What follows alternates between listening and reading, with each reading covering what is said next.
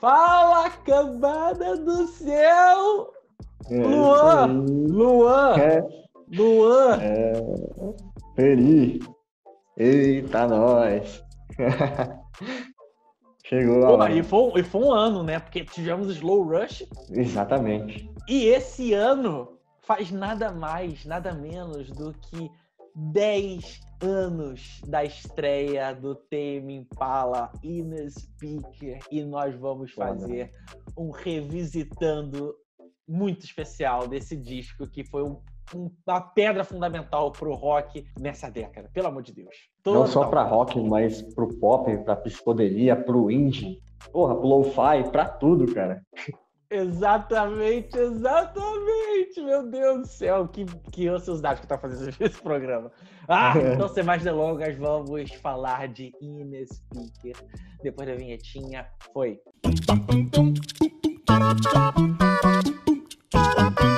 O que seria da música se não fosse o Tame Impala estreando com o Inner Speaker? Por mais que a gente sabe que o Lonerismo, 2 anos depois, o Currents, 5 anos depois, foram cada vez mais sedimentando o Tame Impala, né, e acrescentando camadas, sonoridades, expandindo o universo de Kevin Parker, mas se não existisse Inner Speaker, não existiria toda essa trajetória e todo o movimento do neopsicodelismo que a gente viu ali nos anos 2010. Dia 21 de maio de 2010, 10 anos do Inner Speaker, né? O Tame Impala, ele já tinha lançado coisa antes. Pode crer. Tinha o primeiro EP, auto-titulado, Tame Impala, de 2008, que tinha muito mais daquela vibe meio stoner, tá ligado? Meio psicodelismo sujo.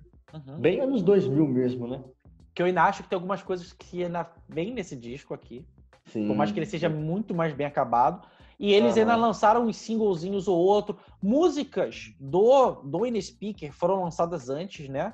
Em uma outra roupagem. Outras versões. Exatamente. E a gente teve o single ali, que foi um single mais robustinho, né? Que é o Sundown Syndrome de 2009.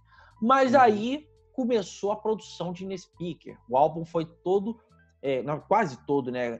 Gravado na Wave House em Injup, eu acho que é assim que se fala, Injup. Meio que uma casinha de praia, né? Lá, 4 horas de Perth, que eles são da Austrália, para quem não sabe. Que água que tem naquela Austrália, né? Que, pelo amor de Deus. Pelo amor de Deus, ainda mais nesse período aí, né, cara? A água desse período, principalmente. Exatamente, alguma coisa que tava danado mesmo. E a banda ainda era um trio. Por mais que até hoje a banda seja mesmo, a banda é o Kevin Parker. É engraçado porque nessa fase, igual você falou, tudo meio que só mato, ele sem internet, sem nada, mas ainda assim muito conectado com o que a galera ia pirar em questão de produção mesmo da época, tá ligado?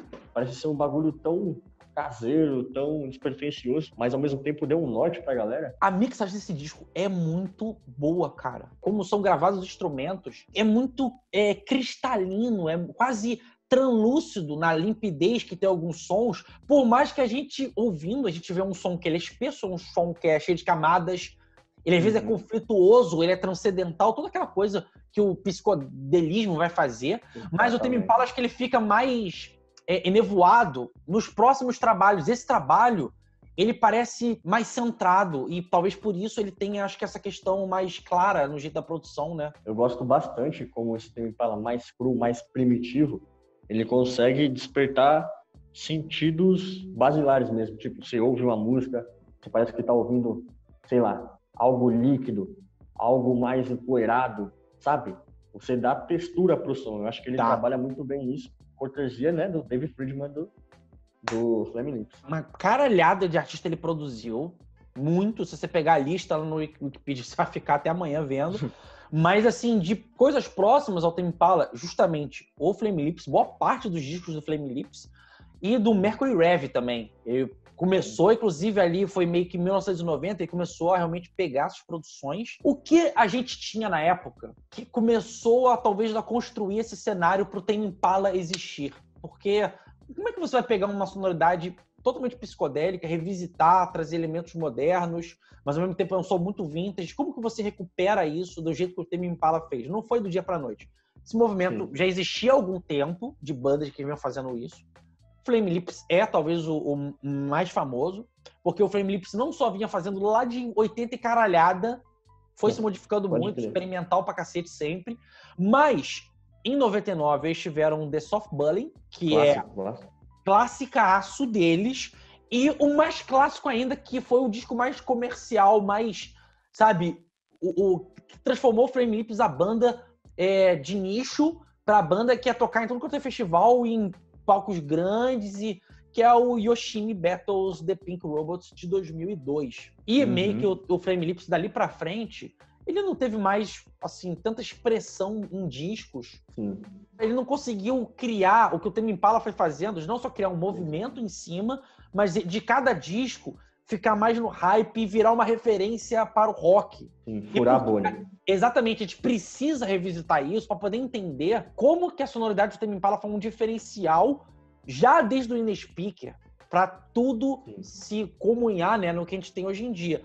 E aí, voltando, o mais próximo comercial pop, mais ainda do que o Yoshimi, mas acho que ele flertava muito mais com o indie do que o psicodélico, por exemplo, o Oracular Spectacular do MGMT de 2007. Eu acho que o Oracular Spectacular era mais uma subversão do pop, né? Com eletro, com indie, do que... Assim, claro que tinha muita psicodelia, mas a psicodelia era mais uma sonoridade acessório, sabe? Durante muito tempo eu pensava mais no MGMT como uma banda indie, e depois que eu fui ver que, pô, não, tem psicodélico aqui. Por quê? Porque o psicodélico começou a entrar forte, inclusive, no segundo disco deles, que é o Congratulations. Exatamente. Que é justamente no ano que o Tame Impala estreou. Só que aí é uma boa diferença, porque se o MGMT com hits tipo Kids, tá ligado? Super bombado pra caralho, por mais que nunca fosse uma unanimidade em questão de show, como o Tame Impala era, ele sempre foi aclamados, que isso faz uma boa diferença também, quando você alia as duas coisas, né? Mas o MGMT ainda era hypado bastante, até 2010, só que ali eles começaram como o próprio Flame Lips e outra banda que era outro expoente grande do psicodélico, esse mais psicodélico ainda, que era o Animal Collective, né? Que tinha ali em 2007 também, lançou o clássico, o Strawberry Jam. E o MGMT começou a se transformar nisso, uma banda muito mais cabeçuda, muito mais que querer complexar o som deles do que... E só voltou a ficar pop lá no Little Dark Age. Little Dark Age, pode crer. Porque senão a banda ia sumir, senão a banda ia acabar, não ia ter mais jeito. E você vê ali, mais, na verdade, como se fosse, tipo, o que foi o influenciador sendo influenciado por quem ele influenciou. Exatamente. É dark. Total. É engraçado porque observar essa dinâmica, assim, paralelo do MGMT com o Tame Impala, os dois lançaram álbuns ali no mesmo ano, é meio que um passando a coroa pro outro, tá ligado? Totalmente. É isso. E de uma forma inversa. Sabendo aproveitar também o mercado, sobre entender a sua própria sonoridade, e o outro não, o outro foi se perdendo. Tame Impala foi querendo ficar mais pra galera, mais abrangente. Sem perder as nuances, sem perder... Com certeza. Sabe, esse que é o ponto. Esse que nenhum. Exatamente. Por quê? Porque a gente tem um geninho igual o Kevin Parker, que ele tem uma das veia pop mais apuradas das últimas décadas, provavelmente. Duas coisas que até vão fazer legal a gente entrar ali. Dá pra entender um pouco a cabeça do Kevin Parker. Primeiro, o próprio significado de In-Speaker. Durante muito tempo eu não entendi que porra de palavra era essa, eu nunca achava significado. E não é uma palavra inventada, ele inventou essa palavra, tanto que ele é Inner Speaker, o S, né, maiúsculo ali. E isso sugere que as músicas vêm de algum lugar interno, em vez de tomar forma lentamente com um monte de caras tocando em uma sala. A música, ela vai acontecer, vai vir no feeling. Tanto que aí tem o que ele completa falando que é uma maneira de escrever uma música, que você tem uma ideia na cabeça e constrói uma música em torno disso. Ou seja, muita coisa da imaginação, muito de deixar fluir. Pensamento é isso. Às vezes você tá com aquele pensamento, ele fica matutando ali. E ele vai se transformando, você sonha, você aprimora ele, você escreve, você, tipo, sabe... Não uma coisa técnica, não uma coisa, sabe, uma matemática, não é. E aí a gente entra na capa do disco, que eu acho que é ótimo mencionar, porque ele é uma ilustração feita pelo artista também australiano, o Leif Podadisk, acho que é assim que se fala, Deus me livre, que não é difícil. E aí apresenta uma imagem do Parque Nacional Great Smoky Mountains, na Carolina do Norte, e ela é alterada de um jeito, que ela parece que ela é... prisma. Exatamente. Isso é uma perfeita denominação do que é um som psicodélico e o que é o neopsicodelismo. principalmente com os reverbs, principalmente com os sons sintéticos, esses sons, sabe? Colorido. Exatamente. Cara, acho que a primeira vez que eu tive insight disso foi ouvindo o Bugarins, o manual, né? O segundo disco deles. Sim, aquela capa é maravilhosa. Isso é um prisma. Isso é um prisma, esse som. Que eu tô ouvindo aqui, parece que uma coisa tá entrando na outra, sabe? E fica nessa coisa sanfônica, né? Doida, mas que, uou, caralho. Esse disco é, inclusive, para remeter à capa do Pink Floyd, o Maguma, que também é isso. Sim. Fica várias fotinhas do lado, com os membros mudando. Uma dentro da outra. Exatamente. E foda. Pra você ver como é que o Tame Impala, o Kevin Parker, ele vai ligando as ideias, né? De um jeito já muito, parece que é simples, mas é muito mais complexo. O In Speaker teve 4 singles. Todos esses singles são espetaculares. Do mesmo jeito que eu vou falar, esse disco, ele tem 11 faixas, 53 minutos, 2 faixas secretas, 2 faixas bônus, né? Uma para iTunes, que é a Island Walking, e outra que é a 30 Minutes with Matthew Saville, que tem 27 minutos. 11 faixas, 53 minutos, e não tem uma música ruim. Ele é um clássico, não só pela influência que ele teve, mas por ser aqueles discos de estreia perfeitos. Olhando em retrospecto, a gente tende a enxergar muito mais o impacto dele, mas ele em si só é grandioso demais, cara. Muito, muito. Eu tinha um pouco de... Não vou falar birra, não. Eu achava que ele era um pouco cru demais. Mas a crueza desse disco, ela é muito diferente, cara. Foi bom você levantar essa bola aí, porque assim, apesar... Eu não queria chegar nesse comentário, mas assim, apesar desse ser o meu menos preferido, do Tame Impala, assim... Sim, normal. Eu não consigo apontar defeito, tá ligado? Eu não consigo falar o porquê que eu não gosto dele mais que dos outros.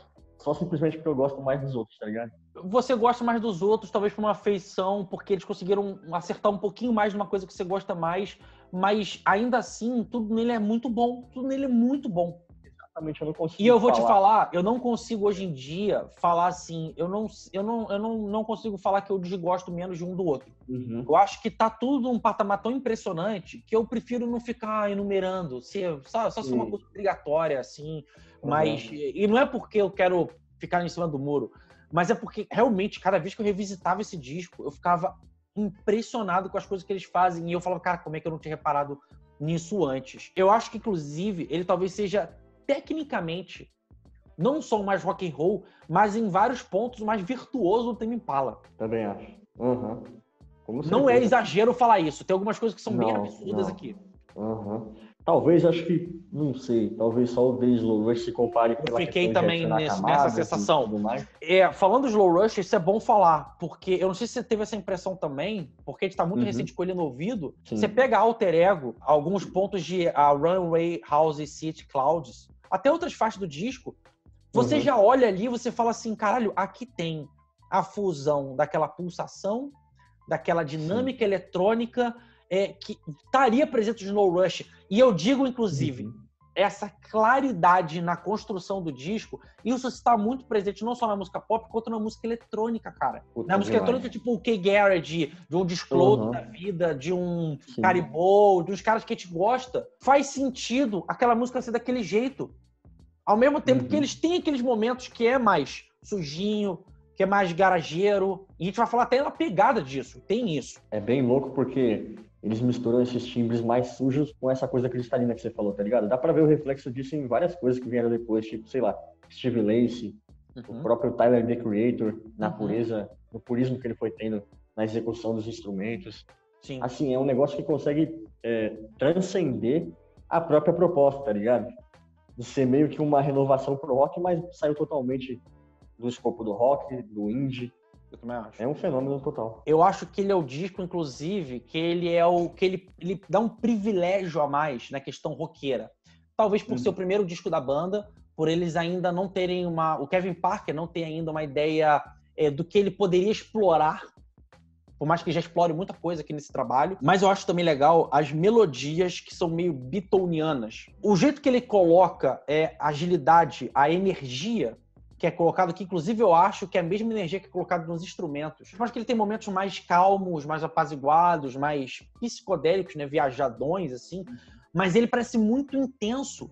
Ele parece eles têm uma vontade de tocar gritante no disco. Eu acho isso muito foda, esse trabalho. Muito foda, porque esse ímpeto também é uma coisa que é muito próxima da música eletrônica, porque isso faz com que a música tenha grooves, faz com que a música tenha presença, faz com que a música tenha dinâmica, faz com que a música, você sinta a aceleração que você tem nos tuntos da música eletrônica. Olha que...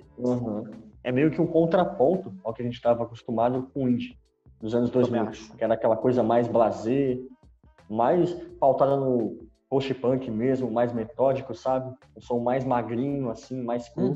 E aí eles vêm, expandem essa parada para um negócio assim, totalmente mais além. Ela é uma resposta ao próprio psicodélico que a gente já tinha falado, de soar mais acessível, porque ele é muito malabarístico, volta e meia. Você vê o nego tocando, fazendo uns solos fudidos, umas guitarras inacreditáveis, vários momentos que parecem jams, ou vários pontos. Você pega várias músicas desse disco, a música vai começar a entrar vocal com 1 minuto e 20. Exatamente. Ou eles param a música na metade pra fazer as jams, assim. Virada. E vai lembrar Cream, vai lembrar Jimi Hendrix, vai lembrar Pink Floyd, vai lembrar...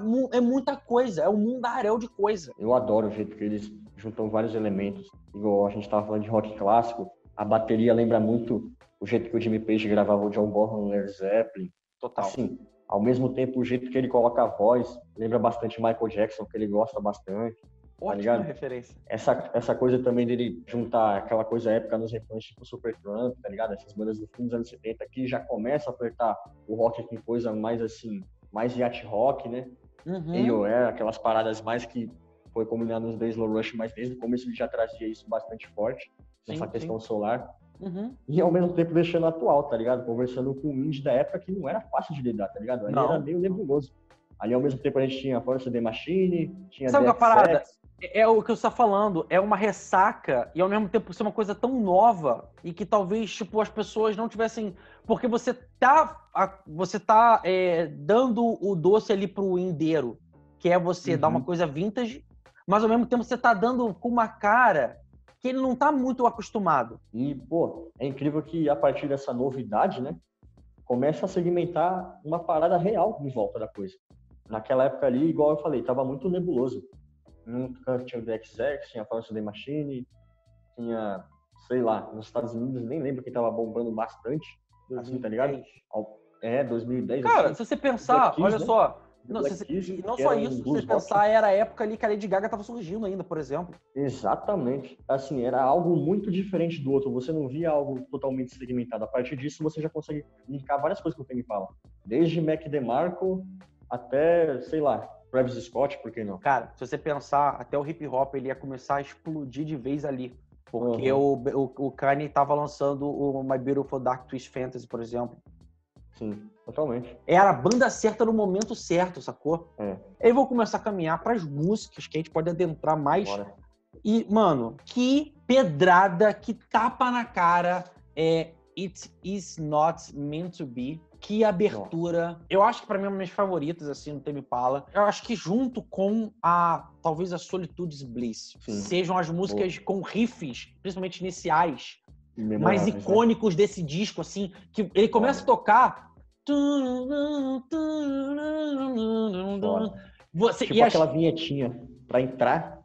Em vez de você fazer uma música de abertura, a abertura tá dentro da música principal, cara. E de um jeito maravilhoso que vai culminar pra parada. Porque você tem todo aquele... Sabe? Você tá criando mood dentro da própria faixa e um jeito super... Vai escalonando, né, cara? Eu acho que é muito foda isso. O riff, ele é doce, mas só que tem a contraparte do baixo, que é aquele... dum. O jeito que ele soa, né? Cara, é muito fodido, cara. Quando as pessoas falam hoje em dia que, sei lá, o nego não toca uma guitarra... Que o próprio Tame Impala foi deixando um pouco isso de lado para experimentar outras coisas e tal, mas o jeito de tocar guitarra, o jeito de bater na bateria, o jeito de reverberar o baixo, cara, dos melhores discos de rock de todos os tempos, assim, como se tem que fazer. É total, assim. É incrível a consciência que ele tem de sempre ter um linkzinho para colocar. Sempre, nunca tem uma ponta solta, sabe? Ele tá cantando, ao mesmo tempo ele tá respondendo com um link de guitarra, ele tá passando por cima com uma linha de baixo, sabe? Tudo ali é uma melodia nesse coral de loucura que é o disco. Essa primeira faixa, ela me parece muito a representação do que a capa, por exemplo. O jeito que ela soa. Parece que você tá adentrando e repetindo, né? aquilo. Mas só que aí chega no meio da faixa, a bateria ocupando ali os espaços pra caramba, o jeito que é suado várias vezes.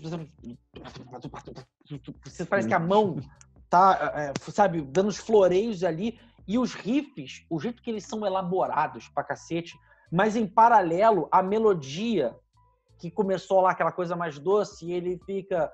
And it's not me, not the sea. E o riff, comendo solto, lambendo, sem preocupação, sabe? Exatamente. Não vamos seguir o bagulho retinho, não. Isso faz parte do psicodelismo também. E aí, cara, Desire Be Desire Go. Ela, pra mim, acho que é a definição foda do disco, dessa parada de impressão de rock garageiro, quase um punk psicodélico. Sabe? Como ela é rasgadinha no começo, né, os 40 segundos ali que tem, mas aí tem um solavanco e vem aquela coisa, quase uma queda d'água, tem me empalhando. Exatamente. Que a gente ia ver muito mais explorado, muito mais aprofundado, essa coisa mais etérea, espacial, atmosférica no lonerismo, né? Mas aqui já dá uma mostrazinha, tipo, ó, eu consigo fazer essa porra aqui também. A gente tem... Why Won't You Make Up Your Mind? E eu tô falando de músicas que são Fica na cabeça. Ela parece também o espelhamento da capa. É outra que eu tenho a sensação. Exatamente, como ela vai crescendo, né? Essa música que você falou lá atrás, de uma coisa stoner, essa música eu consigo ver uns elementozinhos de um Queen de meio de carreira. Sim, com certeza. Naquele era Vulgaris, assim, mais psicodélicozinho. Que a gente vai ver, inclusive, mais pra frente em outras faixas aqui. Eu só quero comentar um dos outros singles do trabalho, antes da gente falar dessa faixa que parece Queen's Stoner, especificamente, que é, pra mim, outra das grandes faixas do trabalho, que é Solitude's Bliss. Perfeito. Outra das músicas que até hoje é tocado pra caralho em show do Tame Impala. A ginga dos instrumentos, a ginga do vocal do Kevin nessa música, parece já que ele já tava flertando com umas coisas ali hip-hop. Assim, quem já viu o show do Tame Impala sabe que esse momento é um daqueles que ele gosta de tocar pra valer assim mesmo, tá ligado? Você vê um gênio em ação, tá ligado? Sim. E a transição do segundo pro terceiro ato, ela é muito classuda ao mesmo tempo, que é aquela coisa dos caras esmerilhando, sabe? Mas esmerilhando, assim, de terninhos, que nem a gente fala, terninho, gravata, assim, lindo, maravilhoso, Eric Clapton. E tem uma parte que eu gosto muito dessa música, que também é uma das coisas que remete de Slow Rush, falando assim, caralho, olha a visão do cara. O kick do bumbo, o jeito que faz, o jeito que ele soa, que parece o batimento do coração. Ele ecoa de um jeito que aí você vê, inclusive, a qualidade da mixagem, a qualidade da gravação do trabalho. Assim, caralho, olha isso, cara, olha... Como é que os caras conseguiram esse som aqui, cara? Porque ele é muito 3D, muito presente, ele é muito vívido, né? Extrair sentidos, assim, mano, de quem tá ouvindo eu acho que é a principal característica, assim, desse disco, tá ligado? Acho que por isso que ele consegue transcender a questão de sonoridade, de gêneros e coisas do tipo.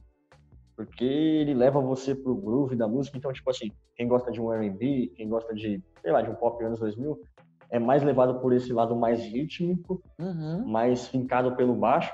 Quem gosta mais de rock tradicional, pelos riffs de guitarra. Quem gosta mais de pop anos 80, sei lá, pelas linhas vocais impecáveis, tá ligado?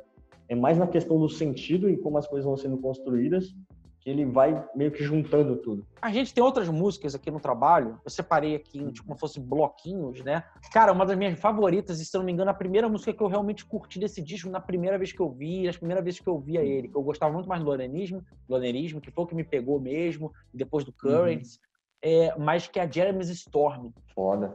Essa música, pra mim, ela tem aqui uma parada Queens, Sleep, Chaos, aquele stoner dos anos 90, começo ali, é muito assim ali, eu adoro o riff dessa música, do começo, que ele é cavalgante, tá ligado? É quase como se fosse um conto de Velho Oeste na estética do Tame Impala. Ela fica épica, ela é bruta em vários momentos, ela é poeirenta, mas ela é aquela poeira cósmica, sacou? Aquela coisa astral. A The Bold Arrow of Time, acho que é outra música, que ela seria um grande lado B do Tame Impala. Uma música que as pessoas deveriam descobrir mais ela, porque ela é muito particular dentro da discografia do Tame Impala. Ela tem um lance ali, principalmente no começo, até o meio, assim, Real Blood, Death from Above, o AM e um rock bluseiro.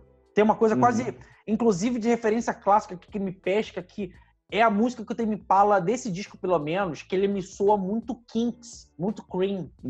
Essa aí, o lance mais ácido deles, Eu acho que manifesta bem nessa hora aí mesmo. E aqui, pra fechar, eu botei 3 músicas aqui que elas linkam numa questão que elas me parecem as mais Beatles, mais Stones, mais com aquela coisa meio...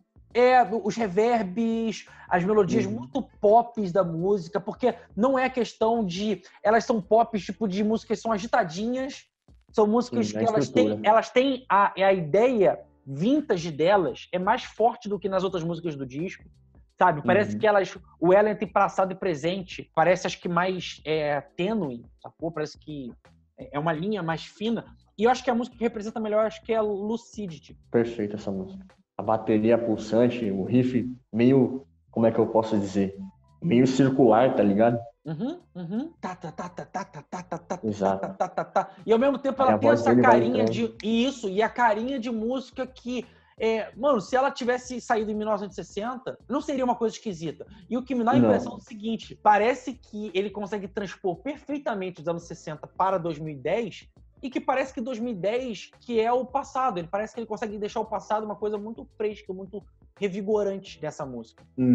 Só para terminar de comentar aqui, tanto Expectation quanto I Don't Really Mind, eu acho que são 2 músicas que também elas me passam a sensação de old school, tem jams ali, que são tipo, principalmente a Expectation tem uma jam ali do meio pro final, que tem aqueles sons meio phaser, meio raio laser. E, cara, I Don't Really Mind, cara, nossa, que música cativante também, assim. É aquelas músicas que é engraçado, né? A gente não vê tanta música última, de encerramento, que ela soa tão grudenta na cabeça, sacou? Sim, ela pode ser música imponente, ela pode ser música impactante, ela pode ser música, sei lá, poderosa, pode ser música raivosa, mas essa música saísse como single, funciona facilmente. Cara, essa porra fica na cabeça totalmente, com aquela bateria sempre marcando. Clássico. Gente, então foi isso aqui, a gente destrinchou, acho que o cenário antes e depois, toda a influência que o Tame Impala viria a ocorrer aí. Se você gostar desse programa, por favor, não só dê o joinha, comente, compartilhe e fala assim embaixo. Gente, esse ano fez 5 anos do Currix. Vocês vão falar alguma coisa do Currix? Não sei, depende de vocês, né? Porque tem review aqui no canal, um dos primeiros reviews que eu fiz, mas em 5 anos dá pra gente revisitar muita coisa, ver assim, o que mudou em 5 anos pra cá, o que eles resolveram mudar do cenário, né? Poxa, bastante, hein? Então, Lozito, foi outro programinho, outro revisitando, né? É isso aí. Aquele beijo, aquele abraço e aquele o quê, Luan? Aquele o quê? Tchau. Ah, moleque bom! Foi.